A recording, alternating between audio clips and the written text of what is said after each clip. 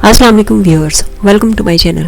आज हमारे किचन में बहुत सारी सस्ती सी वेजिटेबल्स हमने लिए हैं। मंडी में काफ़ी सस्ती सब्जियां आई हुई हैं। जैसे कि बहुत सारे लोग गर्मियों में जो सब्जियां आती हैं उनको खाना पसंद नहीं करते हैं, तो ये सर्दियों वाली कुछ सब्जियां थी जो मैं हमेशा स्टोर करती हूँ अपने लिए, ताकि मैं इनको गर्मियों में भी इंजॉय कर सकूं।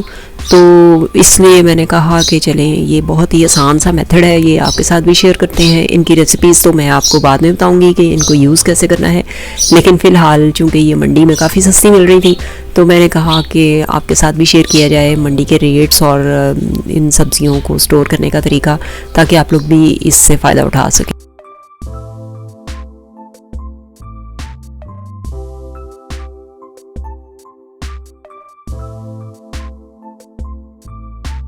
तो सबसे पहले मटर हैं जी। मटर आपको कब लेने चाहिए और कौन सी ऐसी स्टेज है जब आप मटर ख़रीदेंगे तो वो अच्छी तरह से फ्रीज़ हो सकेंगे।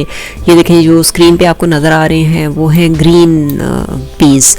तो ये ग्रीन कलर के जो मटर होते हैं इनको स्टोर करना और इनको उसके बाद स्टोर्ड मटरों को पकाना बहुत ही आसान है, क्योंकि इनको हम अच्छी तरह से कुक कर सकते हैं। और आजकल जो मंडी में मटर मिल रहे हैं वो बिल्कुल इसी तरह के हैं। और इसके बाद अगर आप थोड़ा सा लेट हो जाएंगे तो आपको इस कलर के मटर मिलेंगे जो कि येलोइश होते हैं, जिनकी फलियां येलो होती हैं और उनके अंदर बहुत मोटे मोटे दाने होते हैं। और ये वाले दाने जो हैं ये इनको बिल्कुल भी स्टोर ना कीजिएगा, फ्रीज़ ना कीजिएगा, क्योंकि ये इनको गलाने के लिए फिर काफ़ी ज़्यादा देर लगती है। तो नेक्स्ट सीज़न के जो आलू हैं वो पहले गल जाते हैं, या दूसरी वेजिटेबल्स जो हैं वो पहले गल जाती हैं और मटर कच्चे रह जाते हैं उसमें। या इवन आप चावलों में भी इसको डालेंगे तब भी आपके ये वाले मटर को कच्चे रह जाएंगे। तो बेहतर है कि आप वो मटर इस्तेमाल करें। और ये देखें, कभी कभी ऐसा भी होता है कि जब ज़्यादा पक जाते हैं मटर तो वो उनके अंदर से इस तरह की कीड़े वाले दाने निकलते हैं।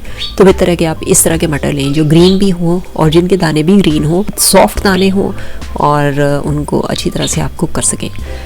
तो ये देखें जी, यहाँ पे मैंने 4 किलोग्राम्स लिए थे फ़िलहाल, और इनमें से इतने दाने निकले हैं। और ये देख सकते हैं आप के सारे दाने जो हैं वो बड़े अच्छे से ग्रीन से हैं। इनको इस तरह से मैंने निकाल लिया, और निकालने के बाद कोई सा भी शॉपिंग बैग या जिप लॉक बैग या जो भी आपके पास अवेलेबल हो, आप उसके अंदर सिंपली इसको रख सकते हैं। तो 2 तरीके हैं इसको स्टोर करने के। या तो आप इसको ऐसे ही रख लें जैसे कि मैंने आपको बताया, क्योंकि मैं भी इसी तरह से फ्रीज़ करती हूँ। ऐसे ही इनको शॉपर में डाल के इनको अलग अलग सेपरेट पहले फ्रीज़ और बाद में शॉपर में डालने की ज़रूरत नहीं है। इनको इसी तरह से आप डाल के रख लें, और किसी भी बर्तन के साथ जिसके साथ आपने पकाने हैं उसके साथ इसको मेजर करें और निकाल के पका लें। दूसरा तरीका ये है कि आप इसको पानी के अंदर, काफ़ी सारे पानी के अंदर थोड़ी सी चीनी डालें और उसके अंदर इनको बॉयल कर लें 3 से 4 मिनट। 3 से 4 मिनट जब आप इसको बॉयल कर लेंगे और उसके बाद इसको स्ट्रेन कर लें, इसका पानी निकाल लें, और पानी निकालने के बाद आप इसको फ्रीज़ कर लें। तो उस तरह से ये होगा कि वो उनका जो फ्रेशनेस है वो ज़्यादा अच्छी रहेगी। तो मेरे लिए ये वाला मेथड ज़्यादा आसान था, तो इसलिए इस तरह से आपने किसी भी शॉपिंग बैग के अंदर डालने हैं और डालने के बाद आपने इनको फ्रीज़ कर लेना है। एंड रिमेंबर कि आजकल मंडी में जो मटर हैं वो 80 रुपये किलो के हिसाब से मिल रहे हैं, तो आप ज़रूर ख़रीदें। और क्योंकि इसके बाद और ज़्यादा सस्ते हो सकते हैं, लेकिन वो फिर अच्छी तरह से फ्रीज़ नहीं होंगे। उसके बाद दूसरी वेजिटेबल जो आ जाती है वो है गोभी, फूल गोभी। फूल गोभी भी हमारे घर में चूँकि काफ़ी शौक से खाई जाती है, इसलिए मैं इसको भी फ्रीज़ करती हूँ, क्योंकि इसको भी फ्रीज़ करने का एक मौसम है। शुरू में जब फूल गोभी आती है तो उसके जो फूल हैं वो बहुत छोटे छोटे मुन्ने मुन्ने से होते हैं, और उनके पत्ते भी बड़े अच्छे ग्रीन कलर के होते हैं, और फूल गोभी का जो रंग होता है वो काफ़ी सफ़ेद होता है। तो that is the right time कि आप उसको फ्रीज़ कर सकें। लेकिन उस वक्त गोभी बहुत ज़्यादा महंगी होती है, तकरीबन 200 रुपये पर केजी के हिसाब से मिल रही होती है।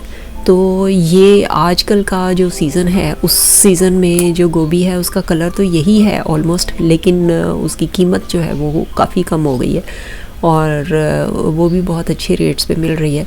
तो हम लोग इसको भी स्टोर कर लेते हैं। और लेकिन अब जो आपके पास अब जो इससे अगला सीज़न आएगा उसमें यानी कुछ दिन के बाद तक गोभी का जो कलर होगा वो इस तरह का येलोइश हो जाएगा या इससे भी ज़्यादा डीप हो जाएगा, जैसे कि आपको स्क्रीन पे नज़र आ रही है। तो that is not the right time. उस वक्त गोभी अंदर से पक जाती है और वो फिर जब आप उसको कुक करते हैं तो वो पूरी तरह से गलती नहीं है। जैसे कि मैंने मटरों के बारे में बताया कि वो भी जब पक जाते हैं तो वो अच्छी तरह से गलते नहीं हैं। सेम है गोभी के लिए भी कि वो भी अंदर से पक जाती है तो वो भी अच्छी नहीं बनती और वो ना उसका जायका अच्छा होता है और ना ही वो पूरी तरह से गली हुई होती है। तो ये देखें जी, इसको भी मैंने काटा हुआ था, ये पहले से मैंने फ्रीज़ की हुई थी तो वो मैं आपको दिखा रही हूँ, फ्रोज़न फ्रीजर में से निकाल के दिखा रही हूँ।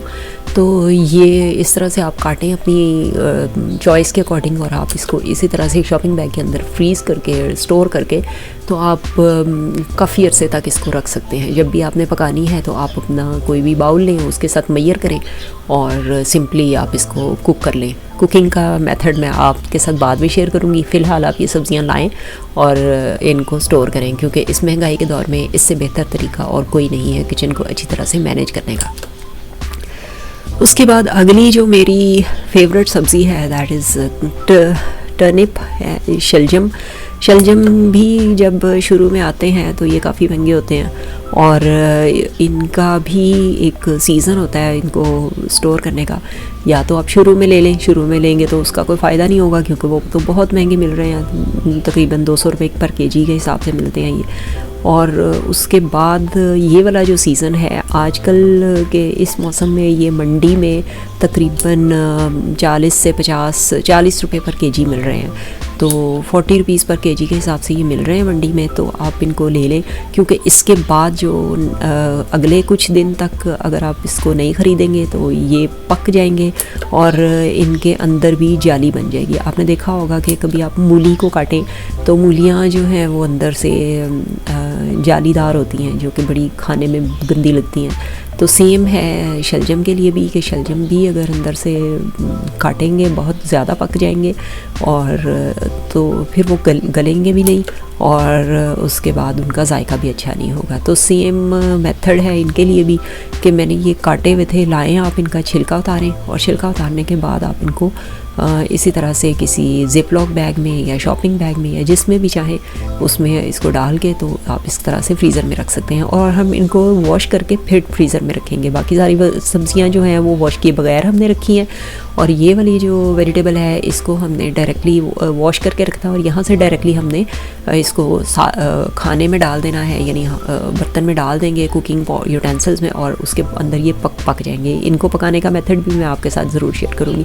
और ये एक छोटा सा टिप, वैसे तो मेरे चैनल पे बहुत सारी सब्जियों को फ्रीज़ करने की रेसिपीज़ मैंने दी हुई हैं, तरीके दिए हुए हैं, लेकिन ये मेरा बहुत ही पसंदीदा मेथड है धनिया को स्टोर करने का। धनिया यहाँ पे मैंने काटा था तो वो 1-2 टहनियाँ उसकी रह गई थी तो वो भी मैं काट रही हूँ। इसको लाएं बाज़ार से, इसको काटें और बाज़ार से देख के लाइएगा प्लीज़ कि जिसमें मिट्टी कम से कम हो। तो इसको आपने इस तरह से किसी भी शॉपिंग बैग के ऊपर फैला देना है और फैलाने के बाद इसको फ्रीज़ कर लेना है और ये फ्रोज़न वैसे का वैसे ही आप दूसरे शॉपर में डाल के इसको रख दें। इसका मेथड मैंने आपको बताया हुआ है अपने चैनल पे, वो आप वीडियो का लिंक भी दे दूँगी मैं, डिस्क्रिप्शन में भी दे दूँगी और आई बटन में भी, तो आप वो देख सकते हैं कि वैसे तो मैंने बहुत सारी सब्जियों को स्टोर करने का तरीका बताया है लेकिन धनिया स्टोर करने का जो मेथड है वो काफ़ी ज़्यादा पसंद किया गया है। तो इसको आप इसी तरह से रखें और अगर तो इसमें मिट्टी नहीं है तो आप डायरेक्टली इस तरह से भी डाल सकते हैं खाने में। और अगर आपको ये इतना साफ़ नहीं लग रहा तो आप इसको फ्रीज़ करने से पहले मत धोइए, आप इसको फ्रीज़ करने के बाद धोइए, क्योंकि जब आप फ्रीज़ करेंगे और सालन में डालने लगेंगे तो उस वक्त आप थोड़ा सा निकालें और उसको पानी में डाल दें और डायरेक्टली पानी से ऊपर वॉश करके इसको आप यूज़ कर सकते हैं। तो बहुत ही अच्छा और आसान सा मेथड है इन सब्जियों को फ्रीज़ करने का, तो ज़रूर ट्राई कीजिएगा और हमारे चैनल को देखते रहिए, वीडियोज़ को शेयर करें फ्रेंड्स के साथ और लाइक करें, चैनल को सब्सक्राइब करें। फिर मिलेंगे किसी नए टिप के साथ, नई रेसिपी के साथ आपकी ज़िंदगी को आसान बनाने के लिए। तब तक के लिए अल्लाह हाफ़िज़।